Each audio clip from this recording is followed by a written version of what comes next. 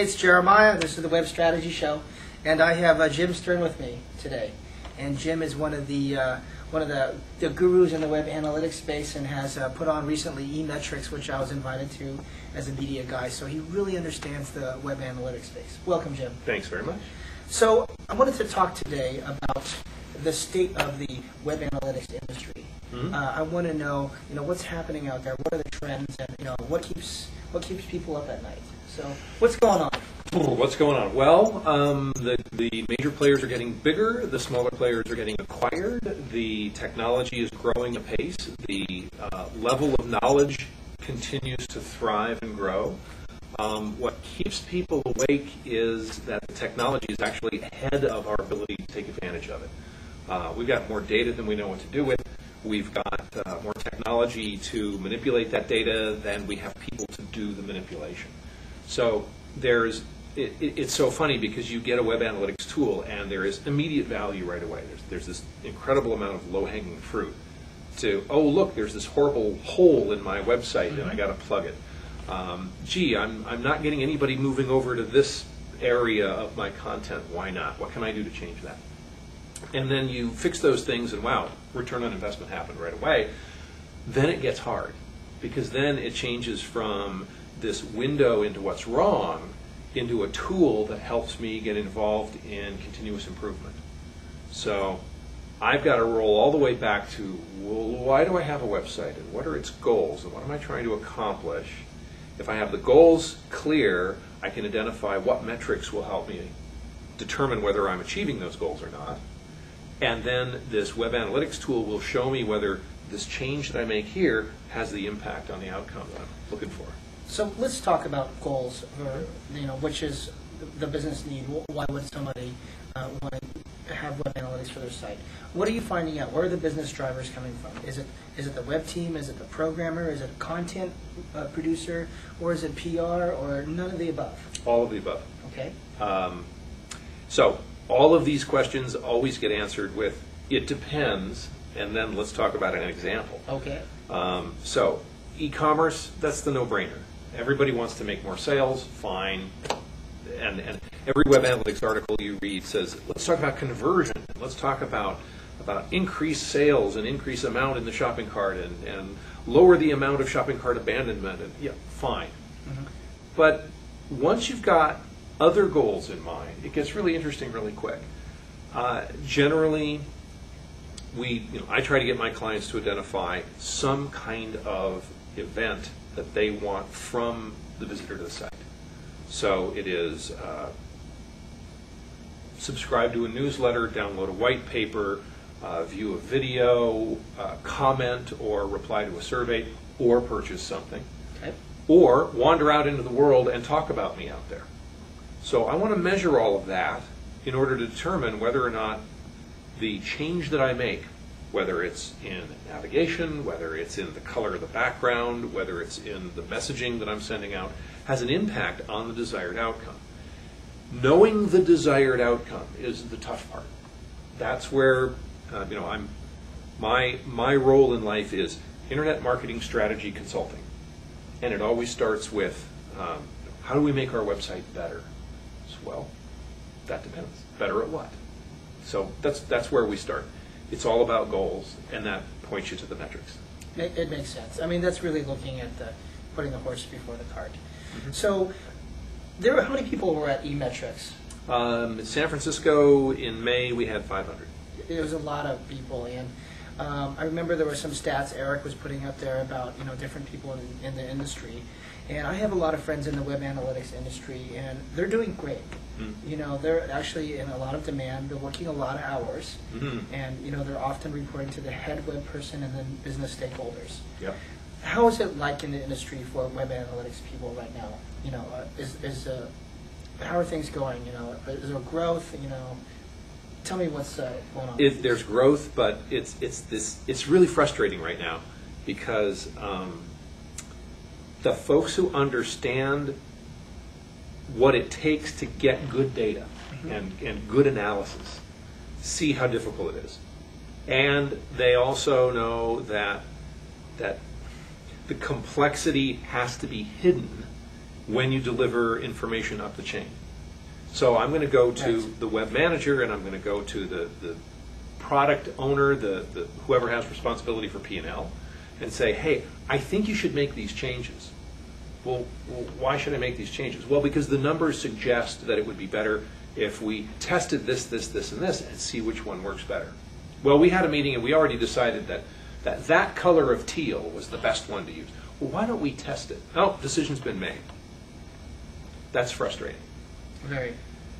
I want, as a web analytics person, I want to be able to run in and say, look, your years and years of experience, good for you, but it doesn't matter anymore. Let's test stuff and let the public's behavior tell us what's going to work. That's very exciting. The frustration comes in where even though what I produce is in demand, people don't always understand the nuance. They don't always understand the possibilities. I can't get the resources I need to really dig in the way I really want to. And I get half a dozen phone calls a day from people saying, hey, would you come work for me? Right. So the people that I talk to who are in the trenches doing the work right now, their biggest problem is they're desperate to do really good work. And it's sort of like on the verge of really getting a grasp of it. But they don't have control over the website itself. So they can't say, okay, these 3 different types of tests.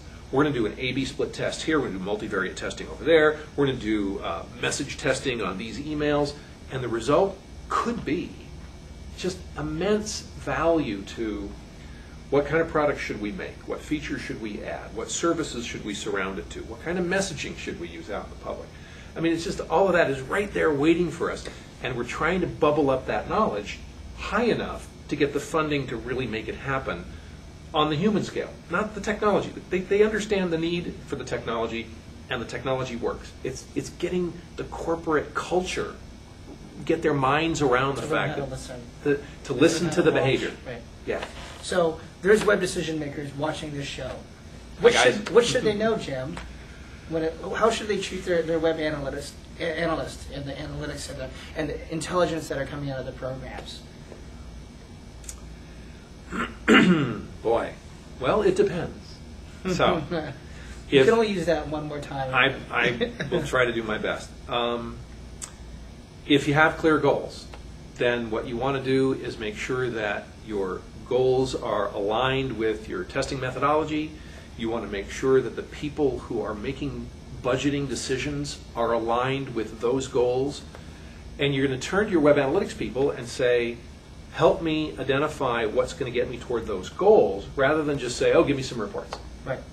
So one of the issues that came up at this last eMetrics Summit, there were people there who are frustrated by not being able to explain it properly to the folks upstairs. So somebody upstairs comes down and says, I need this number. And their response is, oh, well, you know, that number, it's got these problems and these technical constraints, and it's got these statistical, what you really need is this number. No, I want this number, please. Right. Well, but you should be looking at, and it's this desire to explain. And we've got to get a little more sophisticated than that. We've got to say, you know, that's a great number, and here it is. And while you're looking at that, here's some other numbers that might be really helpful, without trying to explain the whole watch factory. I understand.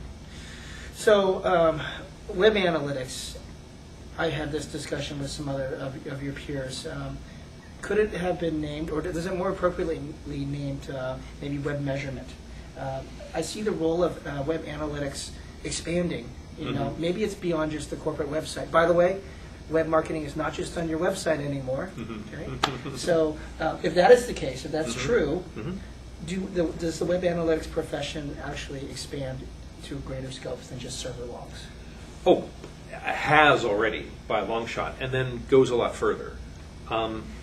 This is the futurist question. So let's go back to 2002 when I published a book called Web Metrics. Okay. These are the things that you measure to tell whether your website is working. Well, I was not able to coin that term. The tool developers said, well, it's web analytics. And the division in my mind, okay, so that I didn't name the book properly. Oh well. The division in my mind was web metrics is the Nielsen net ratings and the ComScores and the HitWises of the world saying the web is this big, there's this many people, there's this much traffic. It's how big is the web. Web analytics is what's happening on your website or in your own marketing efforts. So web analytics, the eMetrics Summit is a web analytics conference. And I tried to make it a little bit broader. You know what? There's web analytics, but there's also customer satisfaction. There's also usability. There's also email. And the message I got loud and clear is, you know what? Web analytics is tough. So keep eMetrics Summit the web analytics conference and go deep. But go ahead and add email and search analytics and other things to measure. And now in Washington in October, the umbrella will be the Marketing Optimization Summit. So eMetrics Summit is all about web analytics. What am I measuring on the website and online? Marketing optimization is, well, gee, there's all these other things to measure.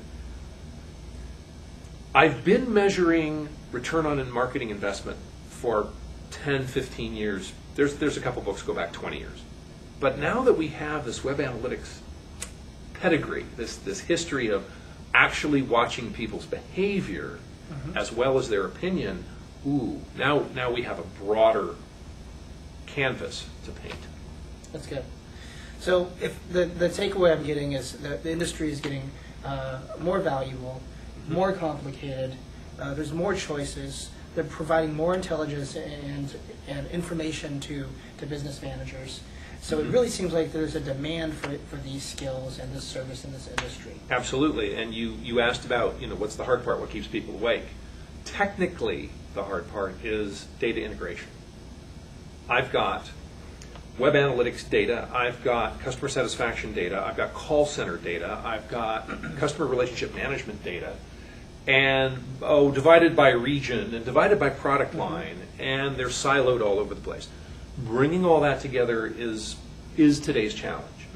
Some web analytics tools are building data warehouses into which some of that data can be imported. Some are like Unica, which is a marketing automation company, went out and bought a web analytics tool. So now it's just part of their data stream. Other companies have data analysis tools. That are totally agnostic. They don't care where the data come from. And it's sort of a question of why the oracles of the world haven't snapped up these web analytics companies yet. So there's a prognostication for 2008. The acquisition merger thing hasn't stopped yet. Well, you're going to come back and give us a report. Sure. Yeah. Happy to. So with the demand of this industry, you mentioned there's some college students that want to get involved. What are some tips to them if you're out there and want to join this industry? What should they do? It's still a pretty small world right now. There are a dozen bloggers, and find one of them. Avinash Kaushik's Occam's Razor, Eric Peterson. Those are the two places to start, and their blog roles on the right-hand side will take you to all the others. There is a Yahoo discussion group. If you go to Yahoo Groups and you look up web analytics, there's one place. Eric Peterson started it. It is being managed by the Web Analytics Association. So bloggers, Yahoo Group, Web Analytics Association, and eMetrics Summit. Well, yeah, I mean the Wednesday, Web Analytics Wednesdays. So let's go back to Eric Peterson. Eric started the Yahoo Group. He started Web Analytics Wednesdays. He wrote, I think we're up to 3 books now. Yeah, so he's at webanalyticsdemystified.com. He's now, having been on the tool side, on the analyst side, Jupiter Research Analyst, and the vendor side again, he's now an independent consultant, so he's available. So he is a tower of strength and font of creativity to bring this industry into life. That's link bait. Good. And then there's Avinash Kaushik with his Occam's Razor. He's an independent consultant now, having come from the practitioner side.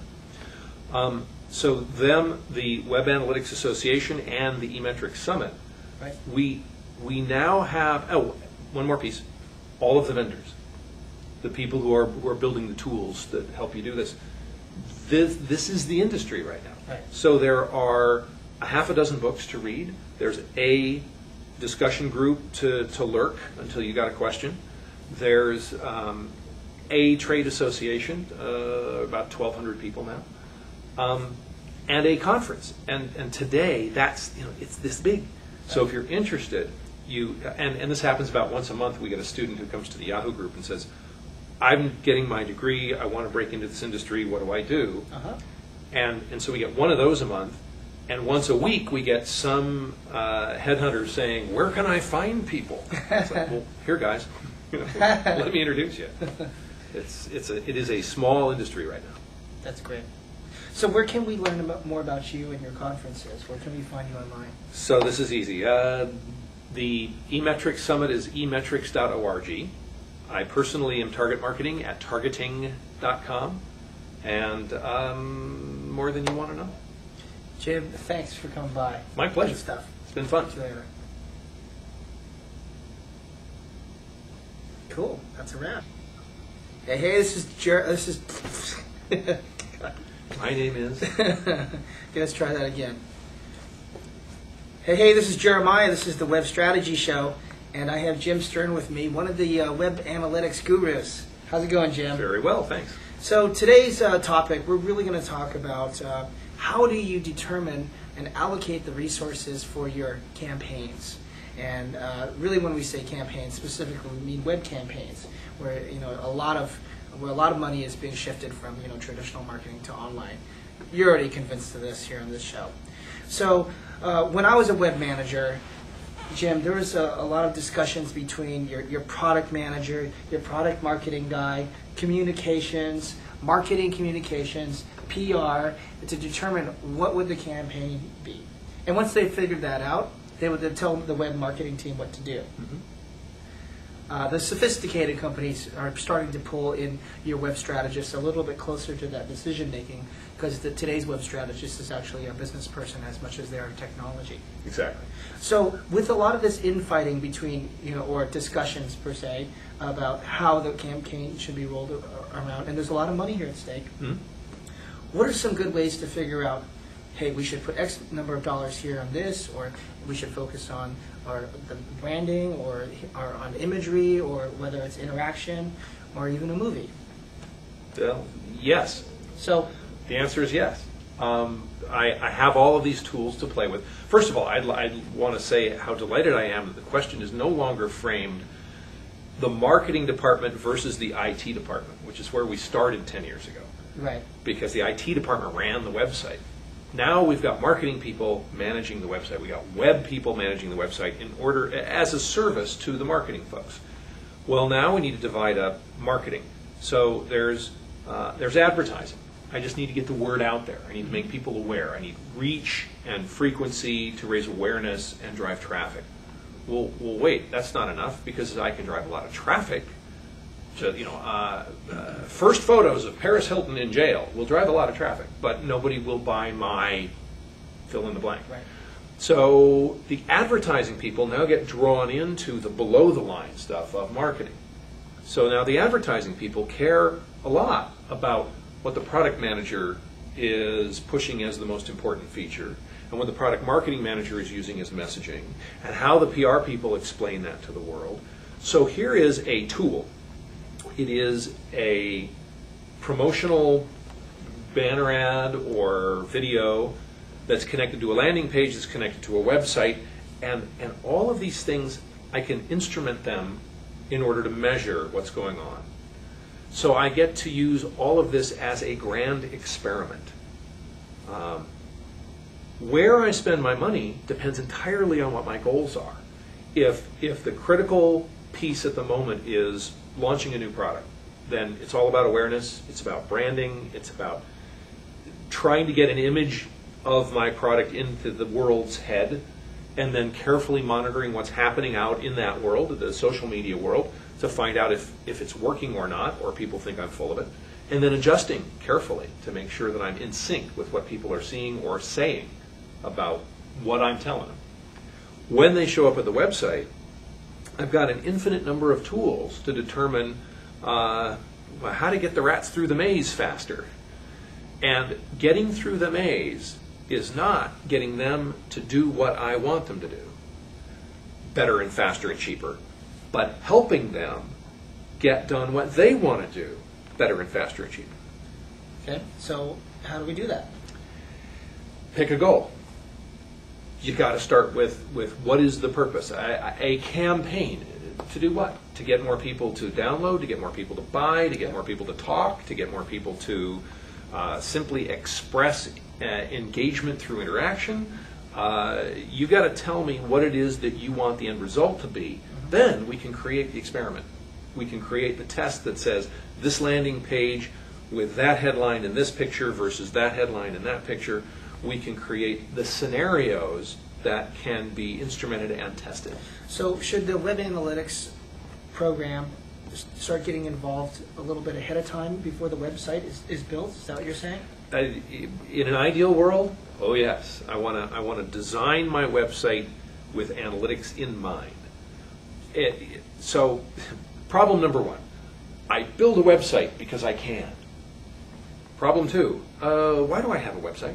Problem three, I need to measure whether or not I'm successful. Backwards.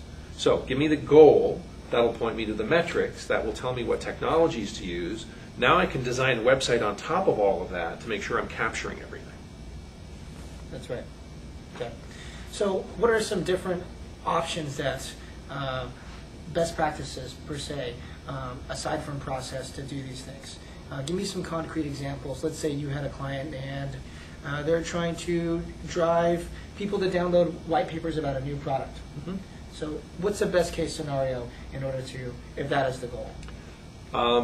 Start with promotion and awareness, knowing that the download of the white paper is the end goal. Try 10 different messages out there on why people should come and learn about this white paper, and see which one connects. And not just, okay, well, we'll go with that one, but which one connects in different situations. So this message in this kind of promotion, this display ad on that website, this kind of message in this email going to that list gets the most response. So I'm going to do a lot of testing to see which combination of things brings in the most. Some will fall flat on its face. I'm going to stop spending on that. I'm going to tell my media people not to invest anymore there, shift it over here. That's real time. Yeah. Intelligence. Absolutely. Yeah. I'm going to buy X million impressions. I'm going to buy X tens of thousands of click-throughs, keyword click-throughs, and I want to make sure I'm not wasting any money. So I want to put somebody in charge of watching which combination of message and media and list bring in not just the most people, but the people who are more likely to get to the end goal of downloading the white paper. Now we go to the landing page. So for each one of those promotional efforts, an individual landing page, and there's some great tools for multivariate testing that say landing page has headline, photograph, body copy, call to action, and you create 10 different versions of each one of those, and you've got a gazillion permutations. Fine, the computer can tell us which one's going to work, or which one is working the best. So that narrows down and filters off the ones that don't work, so I'm not wasting money there. Then there are 2 or 3 events. I mean, I used to say pages. We don't anymore. Right. There's 2 or 3 things that somebody has to do to when they finally get to the yes, I want to download it. I want to manipulate those. I want to tweak them a little bit to see which one gets more people to that download. And then I want to get the feedback loop happening, where as people drop out, I've got a way of reaching out to them and saying, we'll give you a free t-shirt if you'll tell us about your experience and why you dropped out on step 2 of 7. We would be delighted to give you a $10 gift certificate to Amazon if you'll please spend 5 minutes answering questions about your experience. We're going to learn who they are, what their expectations were, how we met or didn't meet their expectations. Maybe we're just drawing in a whole bunch of people who misunderstood our message, and when they finally saw the title of the white paper said, well, that's not what I want, and they bailed out. Ooh, I just learned stuff that I could never learn in a focus group. I could never learn it in a random digital dialing survey. I mean, to me, this stuff is absolutely magic because you've got such a clear connection back to the people you're trying to communicate with. And then the final step on that is listening to the echoes.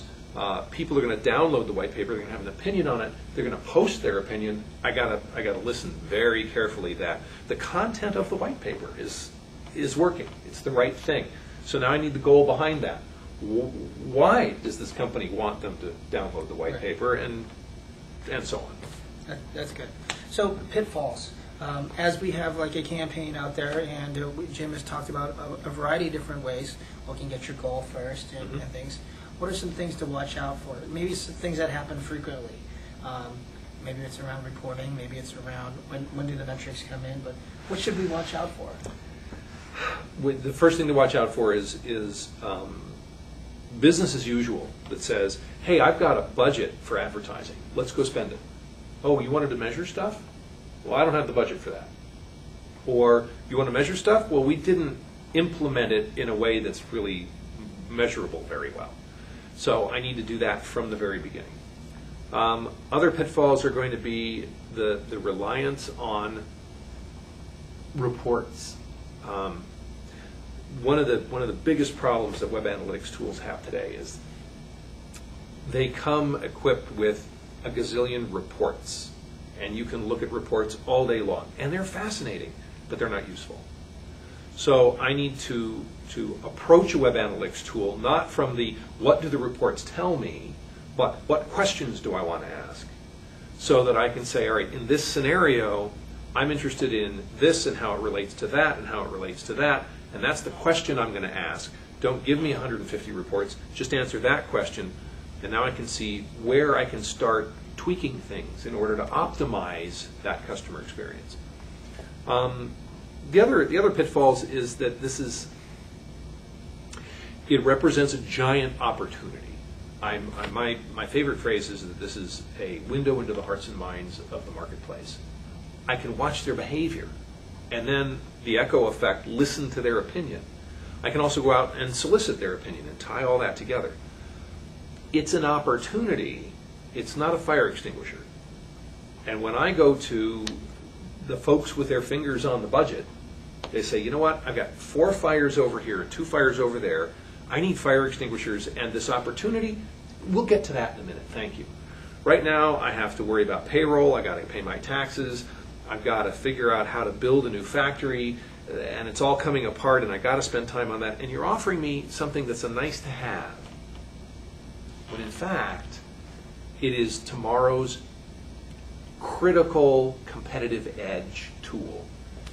It is the doctor has just discovered the stethoscope and understands that by listening you can tell what's going on inside. But the rest of the doctor is going, I'm too busy with bandages and staunching the bleeding. I don't have time to listen to somebody breathe. It's a great point, Jim. That's great. I mean, the big role about marketing now is not just talking, but listening, and then engaging and doing these iterative things and being involved. So that's great. So where can I find more about you? Where do you live on the web? Where do I live? So for the last 15 years, I've lived at targeting.com. My company's Target Marketing. And the last 5 years at emetrics.org, which is the eMetrics Summit. So you're a consultant and you run some events? Consulting, internet marketing strategy consulting. Okay. I also, someday I'm going to get business cards that say professional explainer. Like that one. And then the events, when the dot-com bubble burst and then 9/11 happened, the conference industry kind of died down. And public speaking is where it's my main marketing effort. I go out and I talk about this stuff, and then I get consulting gigs. When the conference industry kind of died down, I said, well, shoot, I'm going to have one myself. And the most interesting thing to me at the moment is I know this stuff is better than sliced bread. I just don't know how much better. How do you measure it?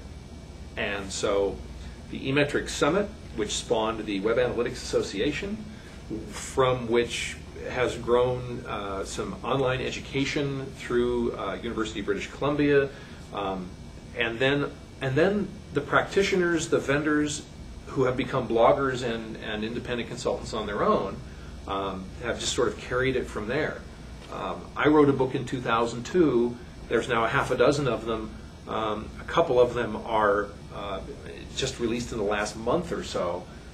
So my book, Web Metrics, is a great basic, here's what you need to know. The current books are like, oh, well, here's specifically how to get it done and what's the latest and greatest. Jim, thanks for being on the Web Strategy Show. My pleasure. All right. Thanks. Talk to you later.